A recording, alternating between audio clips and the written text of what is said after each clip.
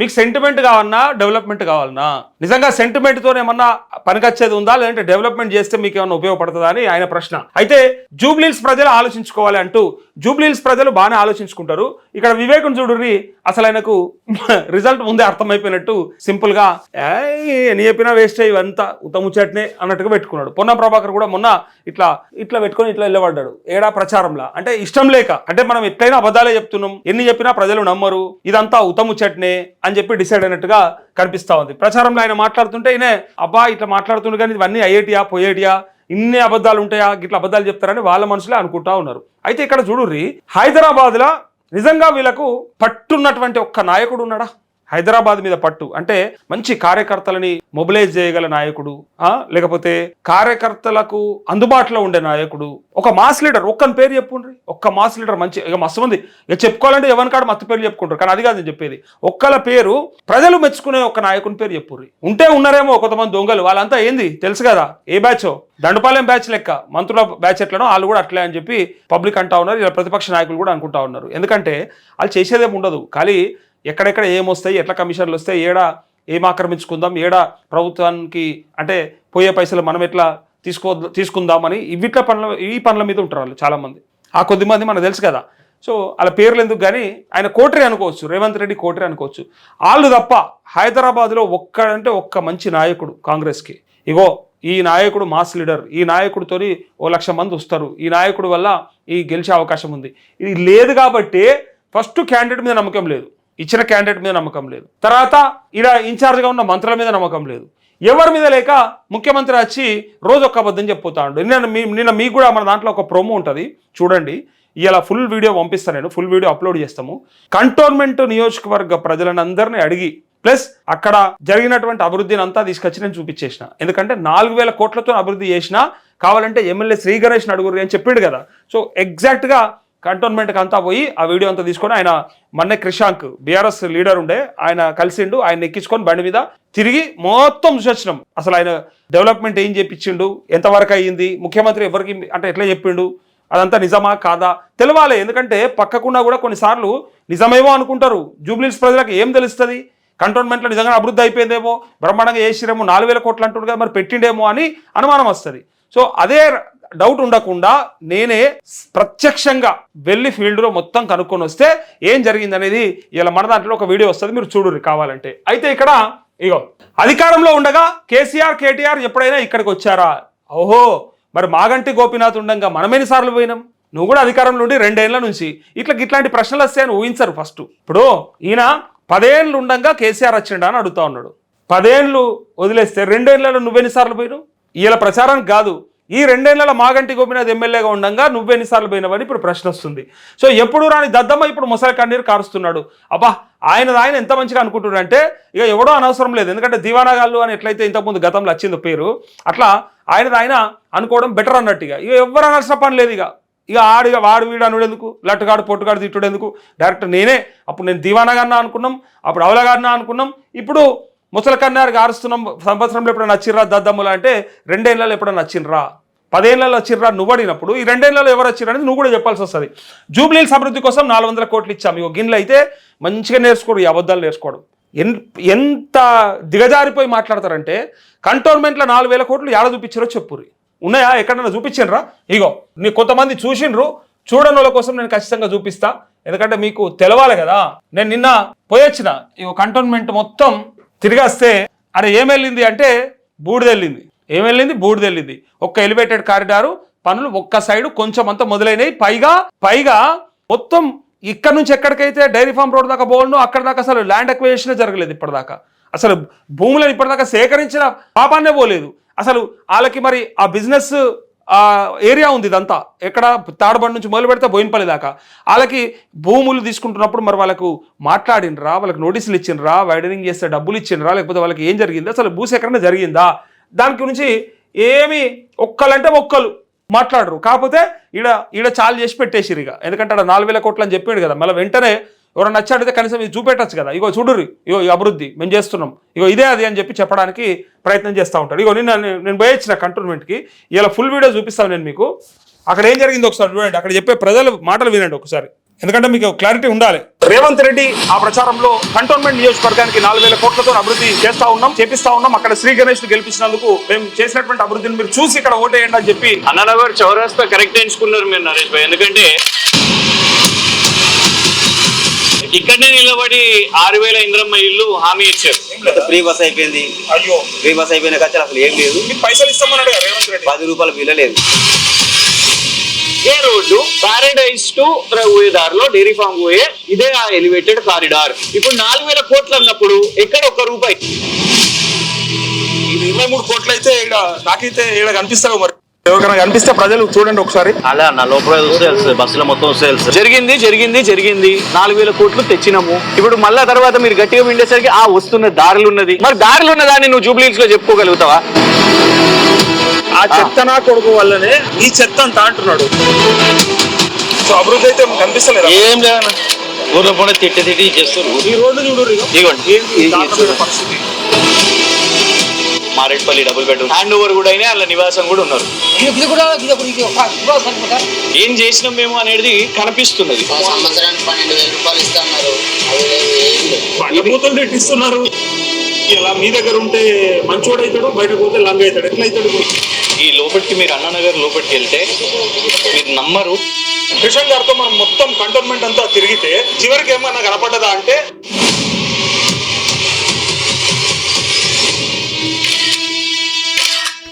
చూసిరా, ఇది మన ఛానల్లో నిన్న ప్రోమో చేసినాం. ఇప్పుడు మధ్యాహ్నం వరకు అంటే ఫుల్ వీడియో పంపిస్తా, అప్లోడ్ చేస్తాం. సో అక్కడ ఏం జరగలేదు. జరగని దాన్ని వాళ్ళు ఎన్ని చెప్తే ఏమున్నది? ఇప్పుడు జరగని దాన్ని ఎన్ని చెప్తే ఏమున్నది? ఈ పక్కపంటి నియోజకవర్గాల వారు చెప్పకపోతే రేపు పొద్దుగాల కొంతమంది అన్న తెలిసినోని నువ్వన్నా చెప్పవా? అరే కనీసం ఆడ ఏం జరగలేదురా నాయన అన్న చూపించినోడు ఒకటి కావాలి కదా. వీళ్ళు చెప్పడం మాత్రం మస్తు చెప్తారు కదా. ఇవాళ జూబ్లీహిల్స్కి 400 కోట్లు ఇచ్చినామని చెప్తారు కదా. నేనేమంటున్నాను అంటే 4,000 కోట్లు అన్నదే పెద్ద అబద్ధం, శుద్ధ అబద్ధం. అది ఇప్పుడు అయ్యేది కాదు, ఇప్పట్లో చేసేది కాదు. ఇంత సాక్ష్యం ఉండగా సిగ్గు లేకుండా అబద్ధాలు ఆడుకుంటా ఆ నియోజకవర్గంలో మరి అది ఎన్నో ఆదిలాబాద్లో కాదు అయ్యేది, వరంగల్లో కాదు, ఖమ్మంలో కాదు, నల్గొండలో కాదు, అవుతుంది గీండే. కంటోన్మెంట్ నియోజకవర్గంలో 4,000 కోట్లతో చేసినామని చెప్పి జూబ్లీహిల్స్ ప్రజలని మోసం చేస్తున్నటువంటి ఈ దొంగ నాయకుల భాగవతం మనం చూపెట్టద్దా? వీళ్ళ భాగవతాన్ని మనం చెప్పొద్దా? ఎగ్జాక్ట్గా అదే ఉద్దేశంతో నేను పోయిన తప్ప ప్రభుత్వాన్ని బదనాం చేయాలనో, లేకపోతే ప్రభుత్వం ఇగో చూడు నాకు ఇష్టం లేదు కాబట్టి నేను కాంగ్రెస్ పార్టీ మీద బురద చల్లాలనో ఇది నాకు అవసరం లేదు. మీరు చేసినరా చేయలేదా? చేసినామని వాళ్ళ ముందర చెప్పినప్పుడు చేసినరా లేదని నేను చూపెట్టాలనుకున్నా అంతే. దానిపైన చాలా విమర్శలు వచ్చినాయి. నువ్వు కావాలని బదనాం చేయడానికి పోయినావు, కావాలని అట్లా పోయినావు, ఇట్లా. అరే కావాలని పోవడం మీద నాకు అర్థం కాలే. అయ్యి ఉంటాడు ప్రూఫ్ ఉంటుండే కదా. 23 కోట్లతోని స్పోర్ట్స్ కాంప్లెక్స్ ఉంటే మరి అక్కడ ఎందుకు కనపడలేదని చెప్తా ఉన్నా కంటోన్మెంట్లో. మరి ఒక్క డబల్ బెడ్రూమ్ అంటే ఒక్క డబల్ బెడ్రూమ్ లేదా ఒక్క ఇందిరం ఇల్లు కట్టలేదు అంటే మరి మీరు 6,000 ఇల్లు ఇస్తామని మరో ఎందుకు చెప్పాలి? ఏం పీకనికి చెప్పాలి అని నిన్న కంటోన్మెంట్ ప్రజలే అడిగారు డైరెక్ట్గా. కాంగ్రెస్ని గెలిపిస్తే మరో 4,000 కోట్ల మంజూరట. ఇక ఈ 4,000 కోట్ల చుట్టే ఉన్నది మన జీవితం అంతా. కంటోన్మెంట్ వాళ్ళకి ఇచ్చారు, అయిపోయింది. ఇక వాళ్ళు బాగా తెల్లబడ్డారు నలుగురు వాళ్ళంతా. ఇప్పుడు మళ్ళా వీళ్ళకి కూడా ఇంకో 4,000 కోట్లు ఇస్తారట. నాకు అర్థమైతే లేదు. ఇక్కడ మహబూబ్ నగర్లో ఒక ఎమ్మెల్యే ఎన్ఎం శ్రీనివాసరెడ్డి 1,02 లక్షల రూపాయలు కూడా లేవు అని చెప్తా ఉన్నాడు. 1,02 లక్షల రూపాయలకు కూడా మేము కింద మీద అవుతున్నామని చెప్తా ఉన్నాడు. మరి ఈయన మాత్రం 4,000 కోట్లు అంటా ఉన్నాడు. మరి ఇదంతా సాధ్యమా? నిజంగా అంత బడ్జెట్ ఉందా? అంతగానం ఒక్క నియోజకవర్గానికే ఇస్తే 4,000 కోట్లు అంటే మనం ఒకసారి 119 నియోజకవర్గాలు లెక్కేస్తే 4 లక్షల కోట్లు దాటిపోతుంది కదా. మరి అంటే ఉప ఎన్నిక ఉన్న చోట, అవసరం ఉన్న చోట మాత్రమే 4,000 కోట్లు పెడతావు అంటే మిగతా చోట్ల గంగల కలిసినా సరే, అక్కడ ఎవ్వరికి ఏం రాకపోయినా సరే ఆ నియోజకవర్గంలో ఇంకేమంటారు చూడండి. నడిమిట్ల కిషన్ రెడ్డిని తిడుతుండు. ఇప్పుడు వాళ్ళకి ఒక బీఆర్ఎస్ కాంగ్రెస్ అనుకోవాల్సింది వదిలేసి నడిమిట్ల కిషన్ రెడ్డిని తిడుతుండు. ఇక చూడు ఇక పాపం ఆయన కింగ్ అవుతాడంట. పొంగేం కాదు, డిపాజిట్ తెచ్చుకుంటావా కిషన్ రెడ్డి జూబ్లీహిల్స్ అని నేను అడుగుతున్నా. ఇన్నారా? ఇన్నారుల్లా ఇంకా బొంగ అవుతాడు అని అన్నాడు. కింగేం కాదు బొంగ అవుతాడు అని అన్నాడు. బట్ మీకు గుర్తుండాలి, నేను కూడా మన ఛానల్లో ప్రజలన్న మాటను అప్పుడే చెప్పిన. కొంతమందికి అట్లా అంటాడు అనొద్దు కదా, రెండా మాటలు చెత్త అనుకుంటూ అంటా ఉన్నారు. ఇక చూడు ఇక నేను అన్నా లేదు చూడు. జూబ్లీహిల్స్ లో త్రిముఖ పోటీ అంటూ మేం కింగ్ మేకర్ కాదు కింగ్ అవుతాం, బీఆర్ఎస్ కాంగ్రెస్ మధ్య డీల్ అంటూ ఇక్కడ అజారుద్దీన్ మంచోడైతే టికెట్ ఎందుకు ఇవ్వలే, మీడియా చిట్ చాట్ లో కేంద్ర మంత్రి కిషన్ రెడ్డి అంటూ ఇక్కడ చూసిండ్రా. జూబ్లీహిల్స్ లో త్రిముఖ పోటీ ఉందని చెప్తున్నారు. ఎవరు? కిషన్ రెడ్డి. నమ్ముదామా? నిజంగా త్రిముఖ పోటీ ఉందా? బీజేపీ అక్కడ ఏమన్నా ఇంపాక్ట్ చూపించే అవకాశం ఉందా అని ప్రజలకే అనుమానం ఉంది. ఎందుకంటే ఆడ జరుగుతుంది బీఆర్ఎస్ అండ్ కాంగ్రెస్ మధ్యలో మాత్రమే అనేది ఒక క్లారిటీ. కానీ ఇక్కడ మేము కింగ్ మేకర్ ఎట్లయితాం, మేము కింగే అవుతామని చెప్పి గెలుస్తామని చెప్పి చెప్పకుండా త్రిముఖ పోటీ అని చెప్తుండు. అసలు పోటీలోనే లేరనేది చెప్తే వాళ్ళకి మింగుడు పడక త్రిముఖ పోటీ అని చెప్తూ చూసారు కదా. మేము పోటీలో ఉన్నామని చెప్పడానికే ఇంత కష్టపడుతుంది బీజేపీ ఇలా రాష్ట్రంలో. దీనికి కారణం ఎవరు, దీని తప్పిదం ఎవరు, దేనివల్ల? సో అజారుద్దీన్ మంచోడైతే టికెట్ ఎందుకు ఇవ్వలే అంటూ ఇలా వాళ్ళేమో బీజేపీ బీఆర్ఎస్ ఒకటని చెప్తారు కాంగ్రెస్ వాళ్ళు. ఇక్కడ బీఆర్ఎస్ కాదు కింగ్ అవుతామని ధీమా వ్యక్తం చేస్తారు. ఎట్లా కింగ్ అవుతారు, ఇంకా నయం బొంగ అవుతారని అంటారు. ఇట్లాంటి మాటలు వింటే జనాల మాట, అది నా మాట కాదు. ఎందుకంటే మన తప్పిదమే, నాయకత్వ లోపం, అది మనం చేసిన మిస్టేకే. విన్నారా, కింగ్ ఏమవుతారు బొంగ అవుతారు అని ఆ రోజు డైరెక్ట్ గా ఆయన స్టేట్మెంట్ విన్న తర్వాత బయట పబ్లిక్ అనుకున్నారు. అదే మాట వచ్చి నేను చెప్పిన అన్నదన్నట్టు ముఖ్యమంత్రి నోటకేసి వచ్చిందా, కింగ్ అయితే ఆడు బొంగేం కాదు అని అన్నాడు. అంటే ఆయన భాషను కూడా చూడుర్రి. ఒకసారి ఒక ముఖ్యమంత్రిగా ఇక మనోని భాష మనకి ఎరక, ఇక పేగులు మెడలు వేసుకోండు, లేకపోతే లాగుల తొండలు జొరగొట్టుడు అన్నీ తెలుసు మనకి. అట్లాంటి చీప్ భాష ఎవరైనా మాట్లాడతారంటే మన ముఖ్యమంత్రి మాట్లాడతాడు, అందరం కూడా చూసినాం. సో ఇక్కడ ఆ రోజు ఇట్లా కింగ్ అయితే అనగానే పక్క ఆయనకి ఇదే అంటారని చెప్పి అనుకున్నాము. అన్నదన్నట్టుగా ఇగో ఆయన కూడా బొంగు అది అని మాట్లాడుతూ ఉండు. ఏం భాషనో ఏం ఇది, నాయకులు ఇట్లా తయారైపోయారు. పాపం మహిళలు వార్తలు చూడొద్దు అన్నట్టు చేసేస్తారు.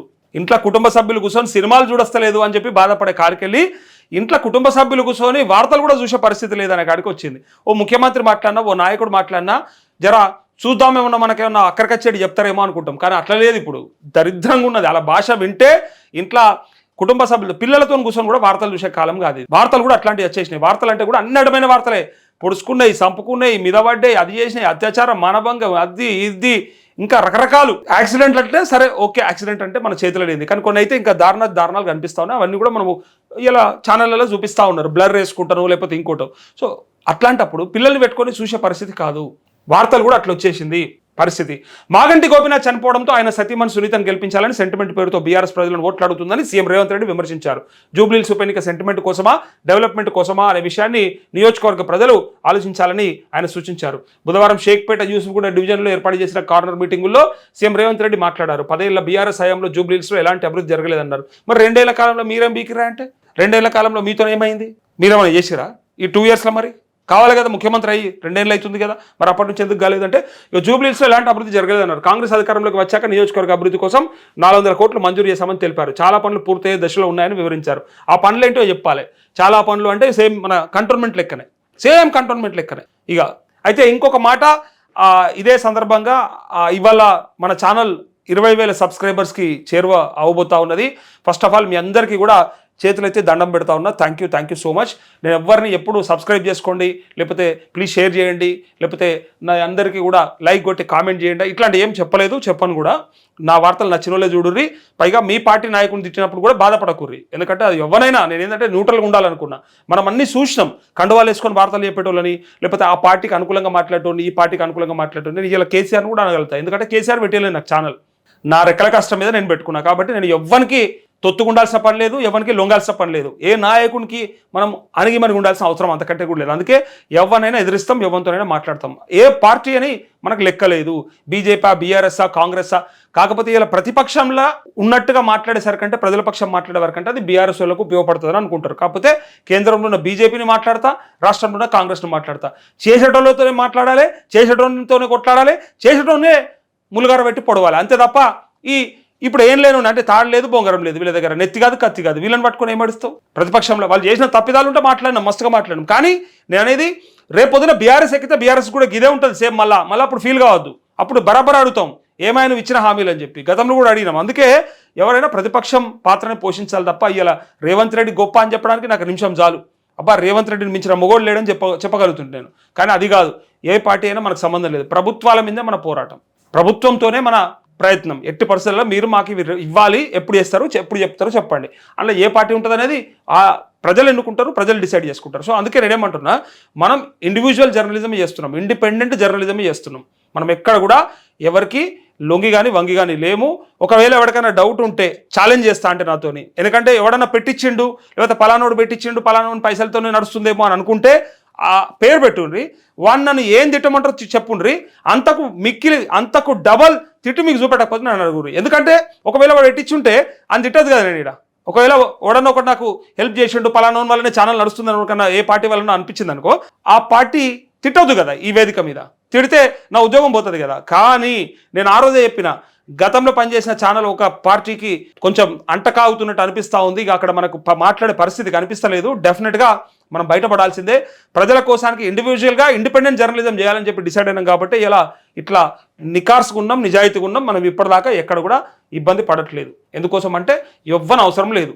ఎవడన్నా అవసరం ఉంటే వాటితో తీర్చుకుంటే మళ్ళీ రేపు పొద్దుగాల ఇబ్బంది పడాల్సి వస్తుంది మాట్లాడాలంటే. బట్ మీరు చూసిరు కదా ఇక్కడ ఏ నాయకుడినైనా ఆ నాయకుడిని మాట్లాడతాను నేను. ఏ పార్టీ గురించి చెప్పురి ఒకటి ఛాలెంజ్ చేయరి, ఇడికి రండి నాతోని, వాళ్ళతో ఏం మాట్లాడదాం, వాళ్ళని ఏం అడుగుదాం, వాళ్ళని ఎట్లా అడుగుదాం, అవన్నీ కూడా నేను చూసుకుంటా. అట్లా అది ఉండాలి. ఎందుకంటే జనాలు బోర్ అయిపోయారు.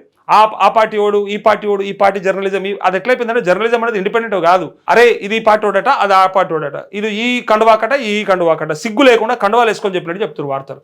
నేను ప్రభుత్వాలలో ఉన్న తేడా చూపిస్తూ ఉంటా. గత ప్రభుత్వంలో కొంత బెటర్ అయింది, అంతకంటే ముందు రాజశేఖర రెడ్డి ప్రభుత్వం ఇంకా బ్రహ్మాండంగా అయింది. ఇట్లా నేను అనేది ప్రభుత్వాల మధ్య తేడాని తప్ప పార్టీలు మనకే మక్కరా. పార్టీలు వాళ్ళు పెట్టుకుర్రు, ప్రజలు ఓట్లేస్తుర్రు. నేను చెప్పేది ప్రభుత్వం అంతే. ప్రభుత్వం గురించి మాట్లాడాలి మనం.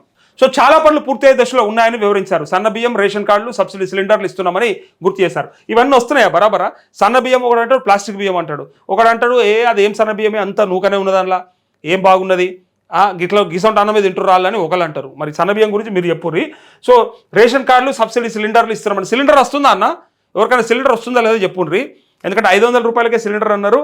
ఎవ్వరికి వస్తలేదు, నాకైతే అసలు వస్తలేదు. నిజంగా చెప్పాలంటే వస్తుందా లేదో ఎవరైనా ఉంటే చెప్పండి. 500 రూపాయలకే సిలిండర్ మీకు సబ్సిడీ మీద వస్తుందా? క్లారిటీగా ఉంటే మెసేజ్ పెట్టండి ఎవరన్నా. సో గుర్తు చేశారు. జూబ్లీ సెగ్మెంట్లో 50 రోజుల్లోనే 4000 ఇందిరమ్మ ఇండ్లు ఇస్తామని హామీ ఇచ్చారు. 50 రోజుల్లో 4000 ఇండ్లు మనం నమ్ముదామా?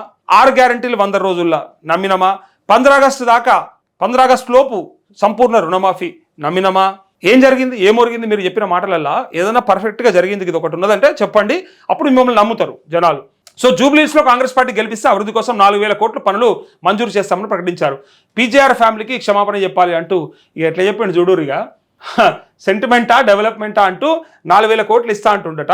ఒక్కసారి మనము ఎమ్మెల్యే ఎన్ఎం శ్రీనివాసరెడ్డి గారితో మాట్లాడే ప్రయత్నం చేద్దాం. ఎందుకంటే మహబూబ్ నగర్ ఎమ్మెల్యే, నేను ఒకసారి ఇంటర్వ్యూ కూడా చేసిన ఆయనని గతంలో, ఫోన్ లిఫ్ట్ చేస్తారా లేదా కూడా చూద్దాము.